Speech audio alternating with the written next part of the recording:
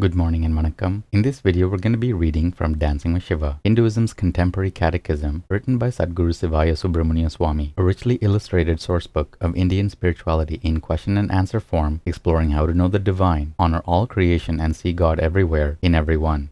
Today's lesson is lesson 153, and we'll begin by reading the caption to the facing image. The nameless siddha, called Rishi from the Himalayas, sits in his hermitage, his danda and tiger skin nearby. In set, he remained in silent samadhi for 7 years in a Bangalore tea shop. Shiva is present as Dakshinamurti, the silent universal teacher. Lesson 153. Who were the early Kailasa Preceptors? Shloka 153. Among its ancient gurus, the Kailasa Parampara honors the illustrious Rishi Tirumular and his generations of successors. In recent history, we especially revere the silent siddha called Rishi from the Himalayas. Om. Bhashya. Having achieved perfect enlightenment and the 8 siddhis at the feet of Maharishi Nandinada in the Himalayas, Rishi Tirumular was sent by his Sadguru to revive Shaiva Siddhanta in the south of India. Finally, he reached Tiruvavadurai, where in the Tamil language, he recorded the truths of Shaiva Agamas and the precious Vedas in the Tirumandaram, a book of over 3,000 esoteric verses. Through the centuries, the Kailasa mantle was passed from one siddha yogi to the next. Among these luminaries was the nameless Rishi from the Himalayas, who in the 1700s entered a tea shop in a village near Bangalore, sat down and entered into deep samadhi. He did not move for 7 years, nor did he speak. Streams of devotees came for his darshana. Their unspoken prayers and questions were mysteriously answered in dreams or in written paper messages that manifested in the air and floated down. Then one day Rishi left the village, later to pass his power to Kadait Swami. The Tirumandaram expounds, with Nandi's grace I sought the primal cause. With Nandi's grace I Sada Shiva became. With Nandi's grace truth divine I attained. Om Namah Shivaya. Good morning and vanakkam. In this video, we're going to be reading from Living with Shiva, Hinduism's contemporary culture, written by Sadhguru Sivaya Subramania Swami. 365 daily lessons based on ancient Vedic laws, disclosing how to approach family, money, relationships, technology, food, worship, yoga, and karma to live a truly spiritual life. Today's lesson is lesson 153 and the topic is mothers-in-law. When devotees speak with me of their experiences with family togetherness, the mother-in-law is a common concern. Mothers-in-law on both sides are often even the cause of separation or divorce. They often have the attitude, this girl is not good enough for my son, or this boy is not good enough for my daughter. That constant harassment, emotional harassment, mental harassment, and even physical harassment can cause the couple to separate just for their own peace of mind. When we are asked to ascertain astrological compatibility for marriage, we not only check the compatibility between the boy and the girl, but also between the girl and the boy's mother. It is important to be aware that all mothers-in-law of the world, and every daughter may eventually be one, have their own insecurities in giving sons and daughters over to a spouse they don't know deeply. Social security and pension plans are relatively new and only exist in certain parts of the world. In the absence of these, worries about the future naturally arise. Every society has evolved solutions to the in-law issue, mothers-in-law, fathers-in-law, but in today's world it's even more difficult. Young people need to be aware of their needs, their feelings, their insecurities, and have compassion when behavioral patterns that are the byproducts of insecurity show themselves, such as being overly dominant, proud, extremely critical, and unrelenting. In America, there is a sad saying, old and gray and in the way. The solution used all too often is to put bothersome elders away in nursing homes, rest homes, or paradise retreats. The major focus of the problem is the authority of the mother-in-law and her occasional abuses. But consider also that in modern cultures, the authority of elders is all too frequently usurped by both the son and the daughter-in-law, who then wield the power and make life and death decisions about their parents. The tables are turned. This causes an even greater instability. One has to ask which is the preferable culture, to allow the elderly to remain in charge of their lives and have a strong say and respect in the family, or to deny their contribution and condemn them to a life of helplessness and dependence, which is what happens all too frequently in the West. Obviously, a harmonious balance is needed.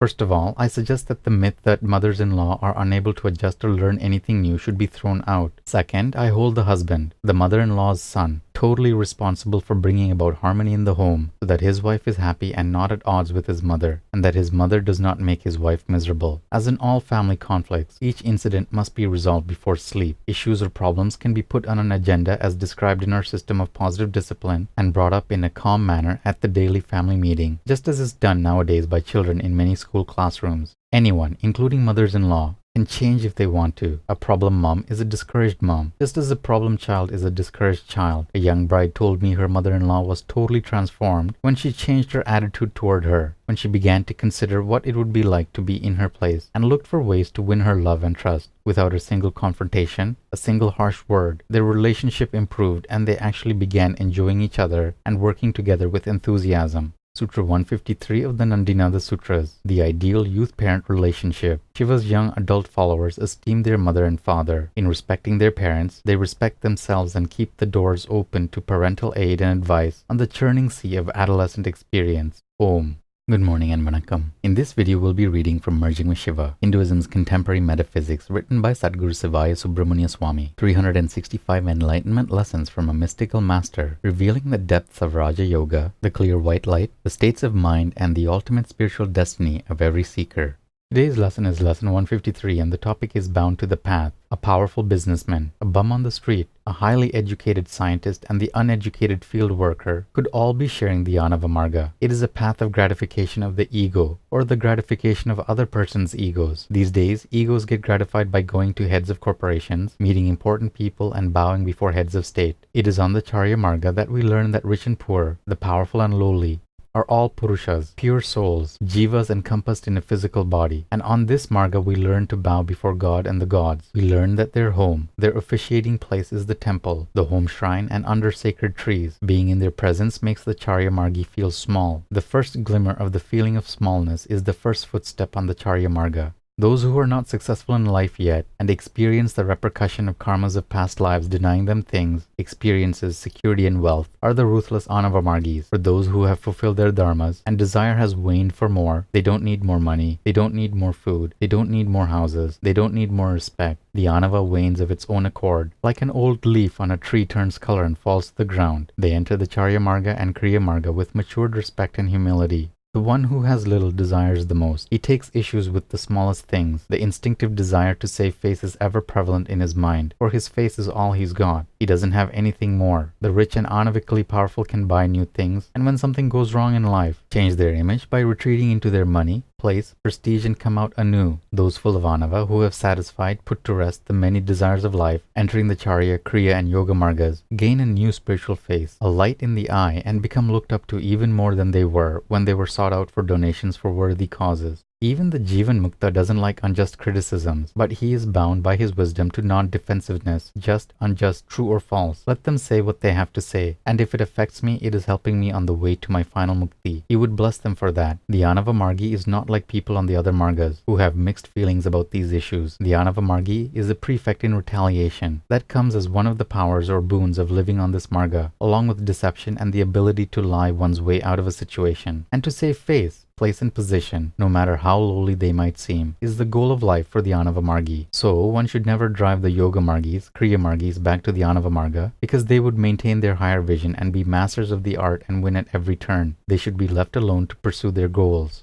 In the Shaiva Siddhanta system of understanding, the progressive margas define the unfoldment of the individual soul or the awakening of the chakras. When one comes to the temple because he wants to, has to, and needs to live near one, he is on the Kriya Marga. This does not mean the Anava Marga has not gone away or he has lost his personal identity. There is a little of the Anava always with us right up to the moment of mukti. The Anava presides through the 14 chakras, but is most expressive before the awakening of the knowledge of the gods and their abilities as helpmates to spiritual unfoldment. You don't get off the Anava Marga. Individual ego slowly diminishes as the soul unfolds from Marga to Marga. Nandi the bull represents the ego, personal identity, and in a large traditional Hindu temple, we see many images of Nandi, getting progressively smaller as we approach the innermost sanctum. This indicates the soul's progression toward God or the diminishing ego. And that's it for today's lesson. Take care of yourselves, have a beautiful day, and we'll see you in the next video. Om Namah Shivaya.